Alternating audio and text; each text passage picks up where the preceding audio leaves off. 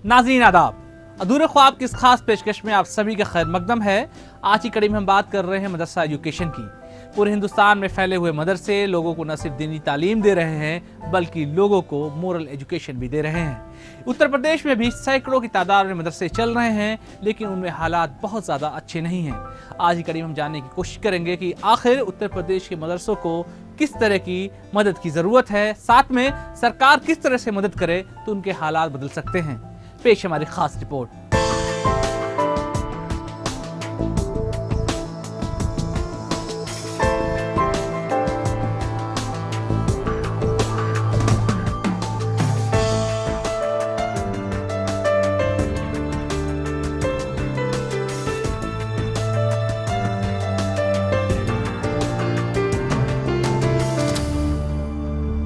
तालीम के जरिए कोई भी शख्स तरक्की कर सकता है, लेकिन बगैर तालीम के किसी भी समाज की तरक्की होना नामुमकिन है।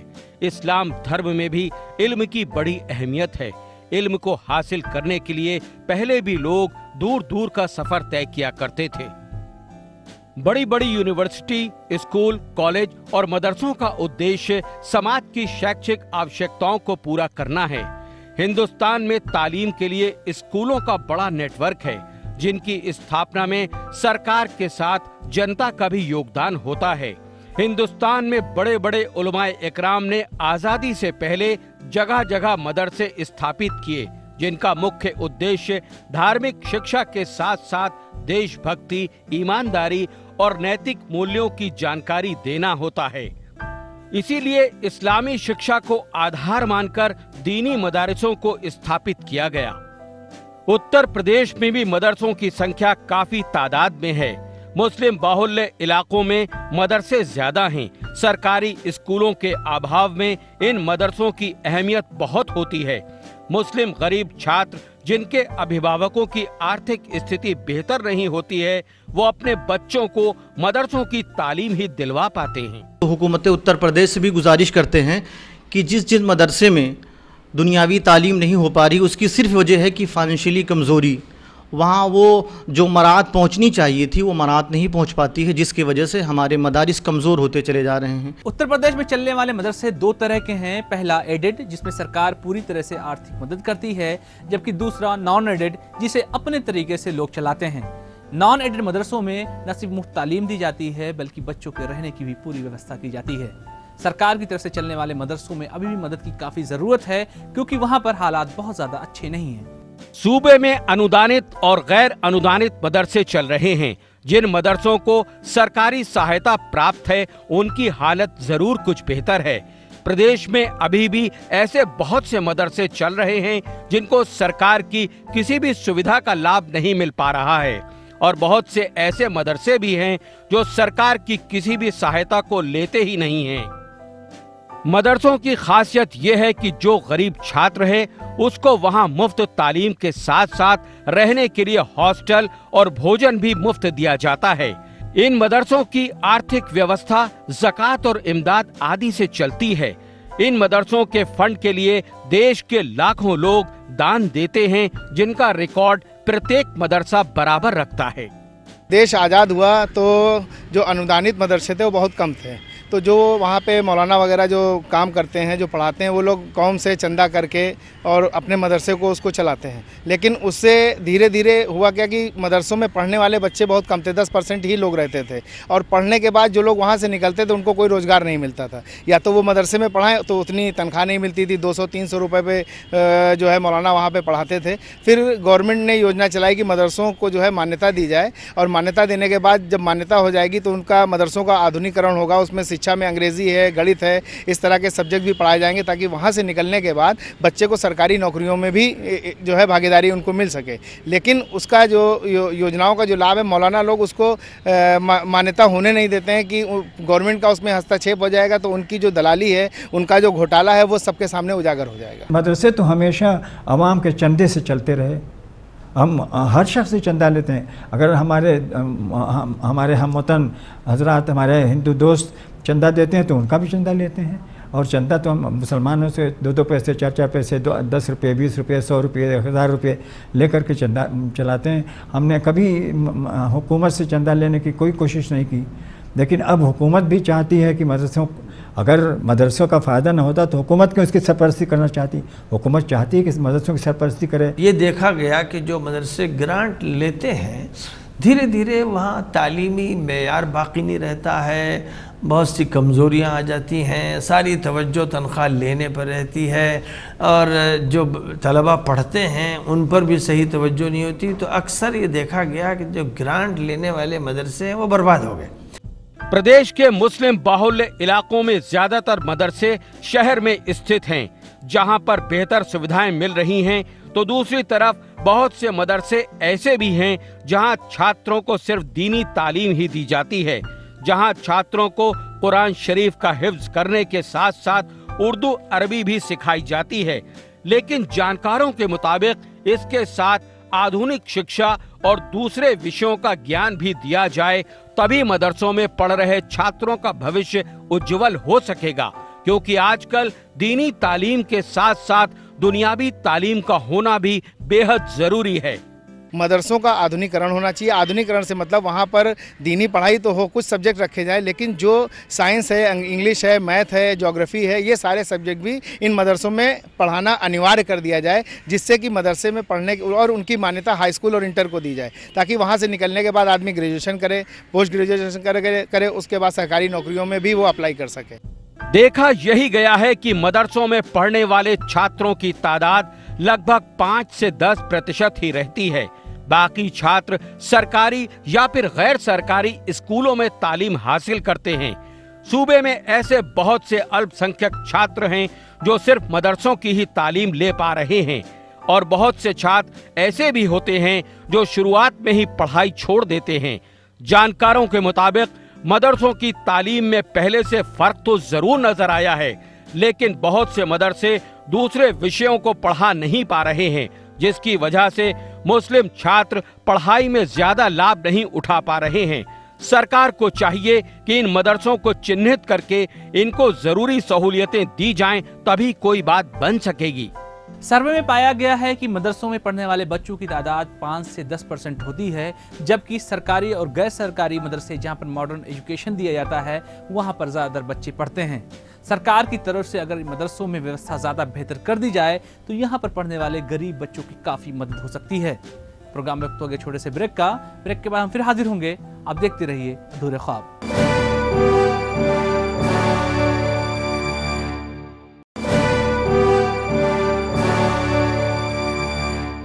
ब्रेक के बाद अधूरे ख्वाब प्रोग्राम में आप सभी का एक बार फिर से खैर मकदम है। केंद्र सरकार और राज्य सरकार की तरफ से उत्तर प्रदेश में चलने वाले मदरसों को बढ़ावा देने के लिए कई तरह की योजनाएं चलाई जा रही हैं। इन योजनाओं में खास तौर से मिनी ITI, साथ ही मदरसों को मॉडर्न बनाने की योजना और इन मदरसों में पढ़ाने वाले शिक्षकों को प्रतिमाह तनख्वाहें भी दी जाती हैं।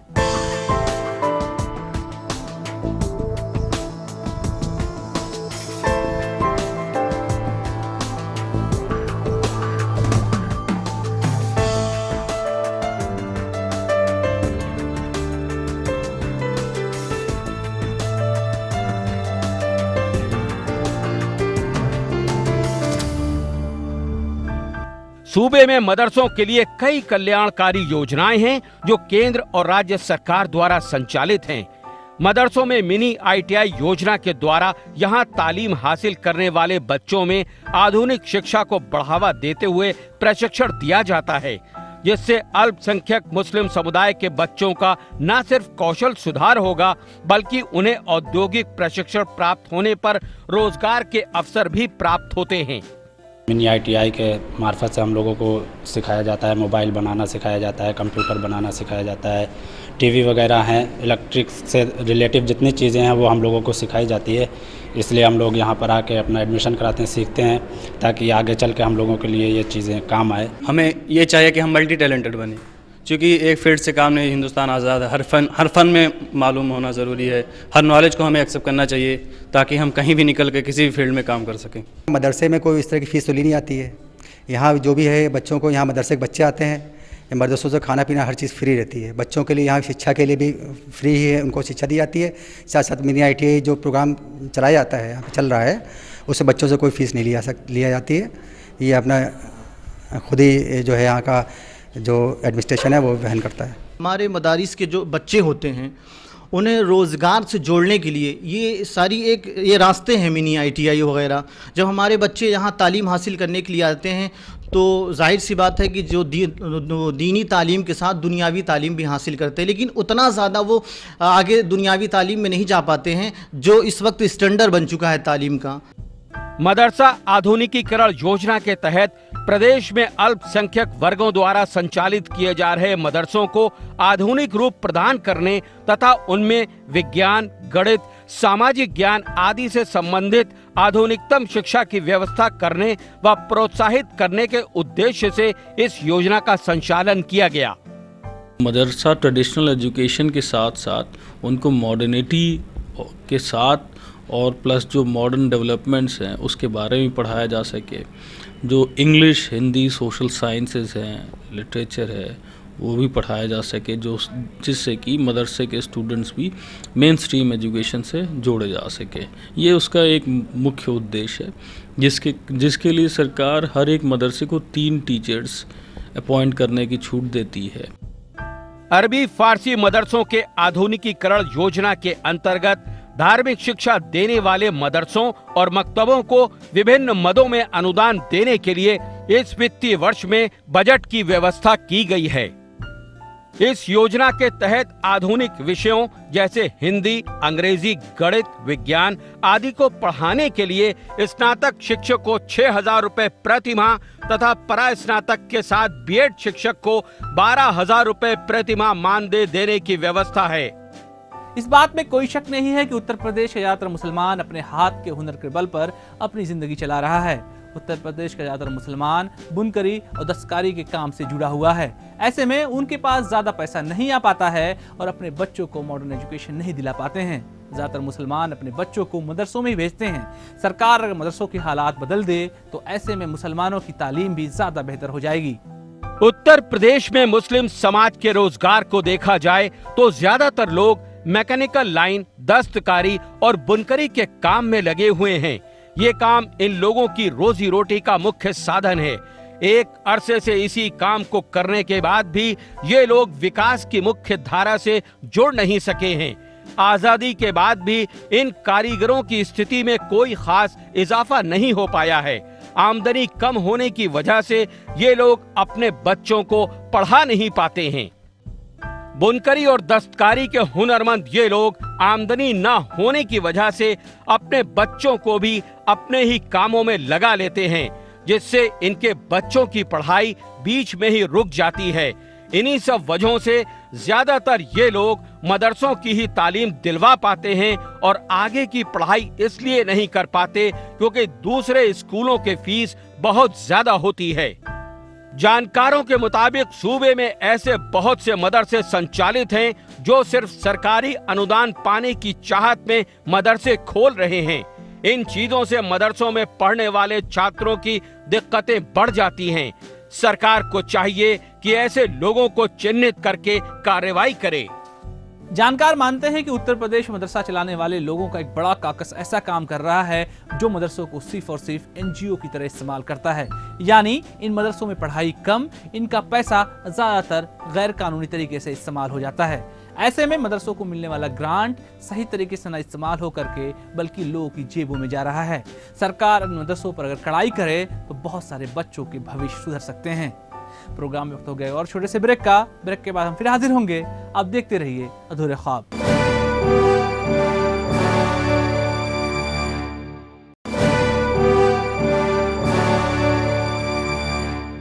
ब्रेक के बाद ख्वाब प्रोग्राम में आप सभी का एक बार फिर से खैर मकदम है।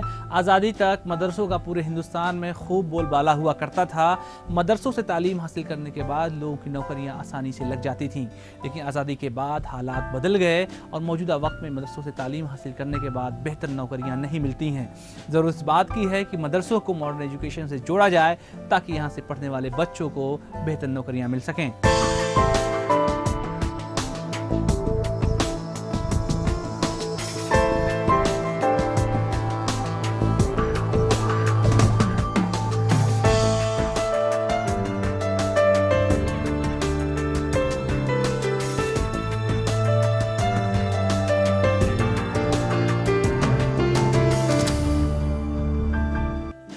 आजादी के वक्त तक मदरसों की स्थिति काफी बेहतर थी, लेकिन आजादी के बाद लगातार मदरसों में गिरावट आती जा रही है। इस्लामिक दृष्टिकोण से मदरसों की पढ़ाई बेहद लाभकारी मानी जाती है, जिसके फल स्वरूप मदरसों में कुरान शरीफ को पढ़ना और याद करना सिखाया जाता है। इसके अलावा तमाम अच्छी चीजों को भी बताया जाता है। दीनी मदारिस में कई कोर्स चलते हैं। इन मदरसों में पढ़ने वाले छात्रों को मौलवी, आलिम, फाजिल की डिग्री दी जाती है। इसके बाद विद्यार्थी अगर चाहे तो उत्तर प्रदेश माध्यमिक परिषद के कॉलेजों में प्रवेश ले सकते हैं। मदरसों में जो डिग्री है एक आलिमियत की डिग्री कहलाती है, जो बीए के इक्विवेलेंट है। उसके बाद एक डिग्री है फजीलत की, जो एमए के इक्विवेलेंट है। फिर उसके बाद एक और डिग्री है जो डॉक्टरेट के बराबर है, समझे आप, उसको तकमील कहते हैं नदवे में। तो जो उस डिग्री को हासिल करता है वो डॉक्टर के बराबर होता है। तो इस तरह से रिकॉग्नाइज हो जाएं तो उनको वो फ़ायदा भी हासिल होगा जो सरकार से हासिल होना चाहिए। दूसरी यूनिवर्सिटियों ने भी ऐलान किया है कि मदरसों के पढ़े हुए लोगों को अपने यहाँ वो दाखिल करेंगे, तो मदरसे का पढ़ा हुआ जब जाएगा, वह पढ़ेगा, फिर 80 में पढ़ेगा, तो एक मुकम्मल इंसान, जामे इंसान बनेगा। जमाना बदल रहा है, लोग बदल रहे हैं, लेकिन मदरसों की रवायत नहीं बदली। दीनी तालीम स्तर पर अधिक जोर इसलिए भी है क्योंकि ज्यादातर मदरसे धर्म प्रेमियों की सहायता से चल रहे हैं, लेकिन दीन और अदब से जुड़े होने की वजह से यहाँ के मौलाना बच्चों को अच्छा इंसान बनाने की तालीम दे रहे हैं। सूबे में ऐसे बहुत से मदरसे हैं जिनको सरकारी मान्यता प्राप्त नहीं है। समस्या ये आती है कि मदरसा संचालक मान्यता के लिए आवेदन तो करते हैं, लेकिन कागजी कार्रवाई और दफ्तरों की भागा दौड़ी में काफी वक्त लग जाता है, जिसकी वजह से ये लोग सरकारी मदद ना मिल पाने से जैसे तैसे मदरसों को चलाते हैं। यदि कोई कमी पेशी भी होती है तो हम लोगों की जो कमेटी है यही डिसाइड करती कि मान्यता देकर उनको टेम्परेरी अस्थायी मान्यता दे दी जाए और उनको थोड़ा मोटिवेट करके उनको सारी पूरी मान्यता की शर्तें 1 साल के अंदर पूर्ण करने के उपरांत ही उनको स्थायी मान्यता दी जाए। मदरसे तो हमेशा आवाम के चंदे से चलते रहे। हम हर शख्स से चंदा लेते हैं। अगर हमारे हमवतन हजरात, हमारे हिंदू दोस्त चंदा देते हैं तो उनका भी चंदा लेते हैं। और चंदा तो हम मुसलमानों से 2-2 पैसे, 4-4 पैसे, 10 रुपये, 20 रुपये, 100 रुपये, 1000 रुपये लेकर के चंदा चलाते हैं। हमने कभी हुकूमत से चंदा लेने की कोई कोशिश नहीं की, लेकिन अब हुकूमत भी चाहती है कि अगर मदरसों का फ़ायदा न होता तो हुकूमत क्यों इसकी सरपरस्ती करना चाहती। उत्तर प्रदेश में चलने वाले बहुत सारे मदरसे ऐसे हैं जिनके पास सहूलतें बिल्कुल भी नहीं हैं। साथ ही कुछ मदरसे ऐसे भी हैं जिनके पास सरकार से जुड़ी हुई सूचनाएं नहीं पहुंच पाती हैं। ज़रूरत इस बात की है कि सरकार वहां तक न सिर्फ सूचनाएं पहुंचाएं बल्कि आम लोगों को भी इस बारे में जागरूक करें कि मदरसों में बेहतर तालीम मिलती है, साथ ही मदरसों को बेहतर सुविधाएं भी दी जा रही हैं। बहुत से लोगों को सरकार की तरफ से मदरसों को दी जाने वाली सहूलियतों और योजनाओं के बारे में पता ही नहीं होता है, जिसकी वजह से मदरसा चलाने वालों को सरकारी लाभ नहीं मिल पाता है। सरकारी योजनाओं का लाभ लेने के लिए मदरसा संचालकों को जागरूक होना पड़ेगा। इसके साथ साथ सरकार को भी चाहिए कि मदरसों को दी जाने वाली सहायता को खुलकर प्रचार प्रसार करवाए ताकि बेहतरी हो सकेगी। जमाने के साथ साथ मदरसों में बहुत तेजी से बदलाव आ रहा है। हिंदी, उर्दू, गणित तो लगभग सारे ही मदरसों में अनिवार्य हो गई है। बड़े मदरसे अंग्रेजी, साइंस और कंप्यूटर को भी पाठ्यक्रम में शामिल कर रहे हैं। अब वक्त आ गया है कि मदरसों की तालीम को और बेहतर बनाया जाए ताकि मुस्लिम समाज के गरीब और निचले वर्ग के छात्र भी बेहतर तालीम हासिल कर सकें, जिसके बाद ये छात्र एक अच्छे रोजगार को प्राप्त कर सकेंगे। इसके लिए सरकार के साथ साथ समाज के बुद्धिजीवियों और दानिशवरों को भी आगे आना होगा, तभी एक बेहतर राष्ट्र का निर्माण होगा और सभी मुसलमानों के अधूरे ख्वाब पूरे हो सकेंगे। हिंदुस्तान के मुसलमानों के लिए मदरसे न सिर्फ धरोहर हैं बल्कि उस खजाने की तरह हैं जिसने उनका सब कुछ बचा लिया। इतिहास गवाह है कि जंग आज़ादी के वक्त पर मदरसों ने वो रोल अदा किया जिसके बारे में अंग्रेजों ने भी नहीं सोचा था। मौजूदा वक्त में मदरसों के हालात बहुत अच्छे नहीं कहे जा सकते, जिसकी वजह से मुसलमान लगातार पीछे जा रहा है। सरकार के साथ साथ मुस्लिम बुद्धिजीवियों को भी इस मसले पर आगे आना होगा, तभी जाकर के मुसलमानों का अधूरा ख्वाब पूरा हो पाएगा। आज के लिए बस इतना ही। हमें हमारी पूरी टीम को दीजिए इजाजत। अगले हफ्ते फिर मुलाकात होगी मुसलमानों से जुड़े हुए किसी और मुद्दे के साथ।